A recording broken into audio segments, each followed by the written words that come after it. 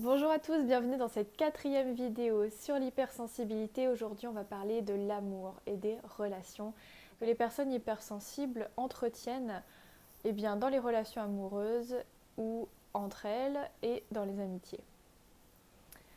Alors, la personne hypersensible, elle voit sa vie à travers le prisme de l'amour. On en a parlé un petit peu dans la vidéo Grandir avec son hypersensibilité. On l'a vu également dans la première vidéo. La relation profonde, le lien, la complicité, c'est quelque chose de très important pour les personnes hypersensibles. Pour autant, il y a vraiment un monde qui sépare la personne hypersensible des autres quels qu'ils soient, même hypersensibles. On va en parler juste après. C'est vrai que la personne hypersensible, ça va être très difficile pour elle d'expliquer ce qu'elle ressent. Et de même, elle ne va pas forcément comprendre qu'on ne puisse pas ressentir comme elle. C'est un petit peu comme quand on essaie d'expliquer à quelqu'un qu'on a mal quelque part ou à quel point on a mal. C'est-à-dire qu'on essaie d'expliquer quelque chose qui est vraiment abstrait pour l'autre. L'autre ne connaît pas notre douleur, peut-être ne l'a jamais ressentie, et pour autant, on essaie de faire preuve d'empathie, d'écoute pour la personne qui souffre. Simplement, on ne peut pas se mettre à sa place. C'est vraiment, on aimerait pouvoir savoir ce qu'elle ressent parfois, mais on ne peut pas. Ou pas d'ailleurs, ça dépend les douleurs. Une personne qui n'a pas cette sensibilité peut dire mais tu pleures pour rien, mais c'est pas grave, je veux dire, elle t'a rien dit de spécial. Ou bien mais t'inquiète pas, c'est bon, tu vas le retrouver, arrête de te mettre dans cet état-là. Ou bien non mais attends, ok je te manque, mais ça va, ça fait 2 jours qu'on s'est pas vu.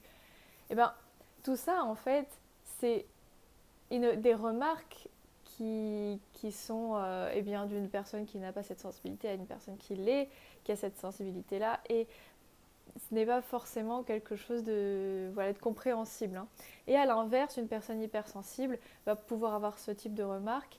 Non mais t'as vu ce qu'elle t'a dit, mais moi à ta place je serais en colère. Enfin, je comprends même pas pourquoi ça te fait rien. Ou oh t'as vu comme c'est émouvant ce film, oh là là. Mais tu ressens vraiment rien toi. Je veux dire, t'as pas vu la scène là? C'était pas hyper émouvant? Eh ben, peut-être pas. Peut-être que ça l'était pas autant pour elle que pour nous. Et c'est là que c'est intéressant parce qu'il faut accepter tout simplement que l'autre n'est pas nous. L'autre n'est pas moi. C'est là qu'il faut faire preuve d'accueil, de bienveillance, de tolérance, l'un envers l'autre et les uns envers les autres, parce que on ne ressent pas tous la même chose, on n'est pas tous égaux face aux douleurs, on n'est pas tous égaux face à la sensibilité, et de toute façon face à la vie, car la vérité n'existe pas. La vérité, elle est propre à chacun. La personne hypersensible n'est pas très sûre d'elle. À certaines occasions, elle ne va pas forcément oser dire les choses en face. Elle va marcher sur des œufs avec les autres pour ne pas être rejetée ou abandonnée, que ce lien auquel elle tient ne puisse pas en fait disparaître. Ou être perdue. Elle a peur d'être vue comme une personne étrange, bizarre, en décalage. Donc elle préfère se taire parfois que de dire les choses. Également, elle va être amenée souvent à dire oui alors qu'elle pense non. Ce qui amène à des situations extrêmement compliquées, puisqu'après, soit elle se force, soit au dernier moment, elle va dire non. Et à ce moment-là, ça crée encore plus de problèmes que si elle avait dit non dès le départ, parce qu'il y a justement ce sentiment un petit peu de l'autre côté de mais t'avais dit oui, on a tout fait en rapport, et là tu dis non. Voilà, elle n'ose pas vraiment s'affirmer dans une relation par peur que le lien se brise, par peur de décevoir l'autre, de faire du mal à l'autre et de ne pas correspondre à ses attentes, de perdre son amour, perdre le lien. Parce que finalement, la personne hypersensible recherche vraiment l'amour avec un grand A dans tout ce qu'elle vit, dans toutes les relations qu'elle a. Pas tant parce qu'elle a besoin d'être reconnue et de se sentir aimée, et ça c'est un besoin bien sûr qui est propre à chacun et qui est d'ailleurs le propre de l'être humain, je pense, mais surtout parce qu'elle a peur justement de perdre ce lien si précieux pour elle. C'est un peu comme un élastique, quand elle sent que la relation se distend, qu'elle s'éloigne de la personne qu'elle apprécie, qu'il y a vraiment un froid qui s'installe, une tension, une distance, Et bien en fait, c'est comme un élastique qu'on tire, qu'on tire, qu'on tire. Alors au début, il n'a pas d'exertion de force parce qu'il n'y a pas de tension, parce qu'il est lâche. Donc là, il y a la connexion qui est OK. Puis quand il y en a un qui commence à s'éloigner, la personne hypersensible, là, il y a une grosse tension, il y a une souffrance vraiment intense qui se met en place, il y a beaucoup d'émotions négatives parce que là, cet élastique est tendu en fait. Donc, il y a beaucoup de souffrance, de l'incompréhension, un besoin de revenir à quelque chose de plus profond, de commun. Et c'est là que finalement la personne hypersensible parfois va être un petit peu justement dans le tout ou rien. Comme on a parlé en fait du blanc et du noir, hein, c'est tout blanc ou tout noir, là c'est tout ou rien, c'est-à-dire soit on coupe les ponts, parce que pour couper la tension en fait de séparation entre les deux personnes, donc on arrête de se parler, cette relation est terminée. Il y a un deuil à faire, c'est plus un questionnement de pourquoi, mais c'est juste ok, on choisit, tac, terminé. Donc je peux passer à autre chose, je peux avancer. Ou alors, il y a ce tout, c'est-à-dire soit on est proche, soit on n'est rien. Ça c'est au début, hein, quand on n'a pas travaillé sur son hypersensibilité, on a vraiment ce tout ou rien parce que c'est trop difficile d'être loin après avoir été proche. C'est pour ça que la personne hypersensible, par exemple dans les relations amoureuses, tout ce qui est plan cul, coup d'un soir, relation sans prise de tête, amourette, tout ce qui ne dure pas, tout ce qui est sans se prendre la tête, tout ce qui est en fait un peu éphémère et on le sait, ça peut être pour certaines personnes hypersensibles extrêmement douloureux parce qu'il y a cette envie à la fois de croire en l'amour, de se dire bon, peut-être qu'avec du temps, peut-être qu'avec justement en se connaissant un petit peu mieux, cette relation de construction autour de l'amour va se créer. Et je pense aussi qu'il y a un certain manque de connaissance de soi aussi parfois hein, chez les personnes hypersensibles, d'être alignées avec ce qu'elles veulent profondément. Elles ne savent pas qu'au fond, ce qu'elles veulent, c'est vraiment une relation d'amour profonde. Et parce que dans notre société, parfois c'est tellement stigmatisant aussi d'être dans l'amour, d'être amoureux, d'être amoureuse. C'est vrai que dans les relations un petit peu plus non prises de tête, eh bien, il va y avoir aussi une tendance à ne pas montrer si on ressent quelque chose. Ah, le premier qui s'attache a perdu. Donc il y a un jeu social extrêmement douloureux et avec beaucoup de masques qui fait que finalement le premier qui s'attache a perdu, sauf qu'une personne hypersensible, elle s'attache assez rapidement. Elle est avec le filtre souvent des émotions positives au début d'une rencontre, elle adore découvrir une personne, elle adore apprendre de cette personne et souvent ce qu'elle apprend, ce qu'elle découvre, si elle aime bien, hein, si ça correspond à ses attentes, eh bien, ça peut être un déclencheur d'une étincelle, de quelque chose de se dire moi je veux bien aller plus loin avec toi, moi je veux bien quelque chose de plus profond. Et comme on l'a vu, les émotions d'une personne hypersensible, même dans l'amour, parce qu'on a parlé de la joie, on a parlé de la tristesse, de la colère, mais il y a aussi l'amour. L'amour, c'est un feu qui s'enflamme très très vite chez les personnes hypersensibles. Et c'est pas quelque chose de mauvais. C'est juste qu'il faut. C'est juste qu'une personne qui ressent la même chose, c'est juste qu'une personne qui est apte à recevoir cet amour, c'est beaucoup plus facile, en tout cas, de créer une relation avec elle que quelqu'un qui d'ores et déjà est fermé à l'idée d'une relation amoureuse. Voilà. Commencer de vivre avec une personne qui est hypersensible. Une personne hypersensible, comme on l'a vu dans la seconde vidéo, donc des paradoxes de l'hypersensibilité, elle va avoir besoin que son espace personnel soit respecté. Donc, elle a beaucoup de mal avec l'intrusion et avec le manque d'intimité. Quand il y a beaucoup d'intrusion, ça peut parfois se refléter sur le corps.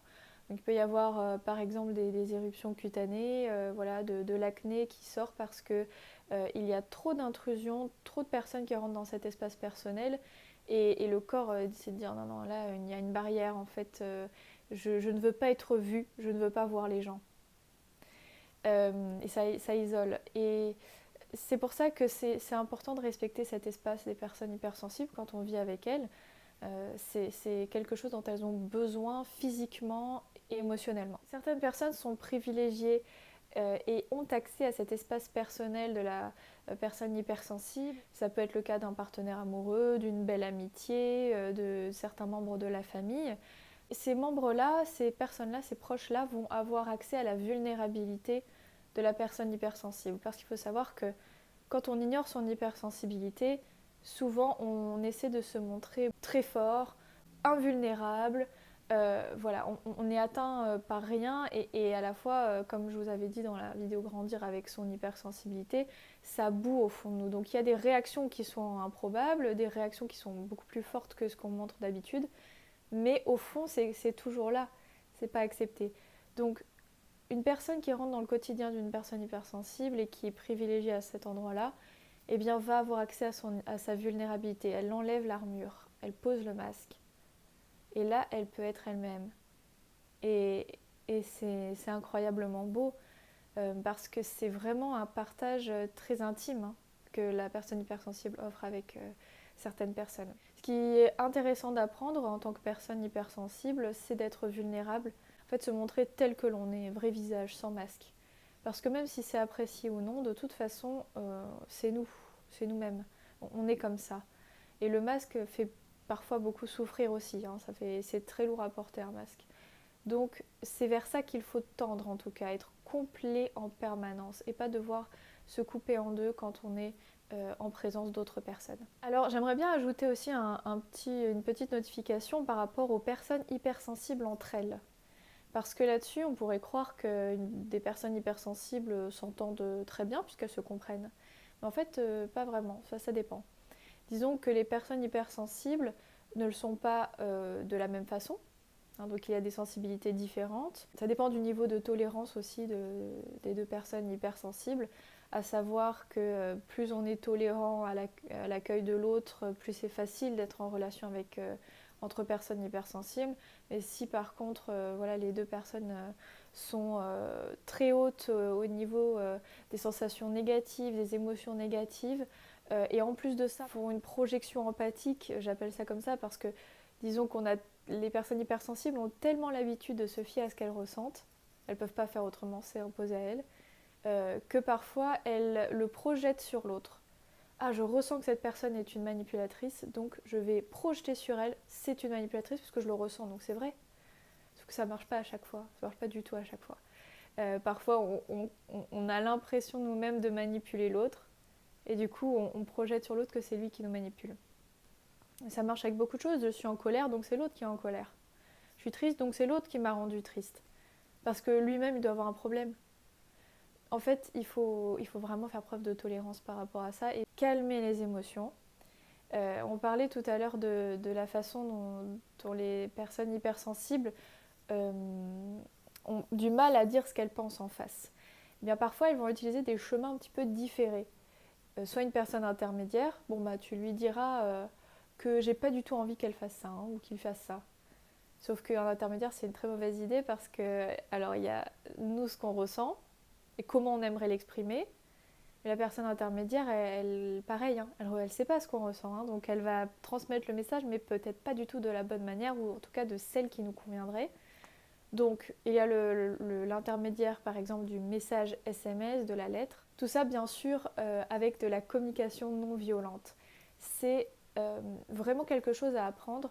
Comment communiquer dans la non-violence, c'est-à-dire sans accuser l'autre, mais tout simplement en disant ce que nous on ressent, ce que nous on a ressenti. Et faire comme ça des réajustements. En fait, rester dans une discussion ouverte et non pas accuser. Excuse-moi, j'aimerais bien réajuster ça parce que là, je me suis sentie un petit peu agressée. Je me suis sentie... Bon, agressée, c'est peut-être un peu beaucoup, mais je me suis sentie mal après notre discussion parce que tu comprends, moi, j'accorde une grande valeur à ça et j'ai l'impression que de ne pas avoir été respectée par rapport à ces valeurs que je tiens. Qu'est-ce que tu en penses? Toi, comment tu vois les choses? Et là, c'est un effort. C'est vraiment un effort. Mais ça vaut le coup. Deux personnes hypersensibles qui ont un conflit, ça peut être très douloureux et avoir beaucoup de conséquences négatives dans la mesure où elles ont le sentiment d'être rejetées ou abandonnées, donc elles ne vont pas pouvoir se rapprocher du tout. C'est mieux de parler avec une communication non violente et de dire vraiment ce qu'on ressent à l'autre. Et c'est valable pour tout le monde en fait, hein. Cette règle-là, vraiment parler de ce qu'on ressent. C'est important. L'autre n'est pas nous. Voilà, j'espère que cette 4e vidéo sur les relations vous aura éclairé. Je vous remercie de votre écoute et je vous dis à demain pour une nouvelle vidéo. Demain, ce sera sur la mémoire. Bonne journée!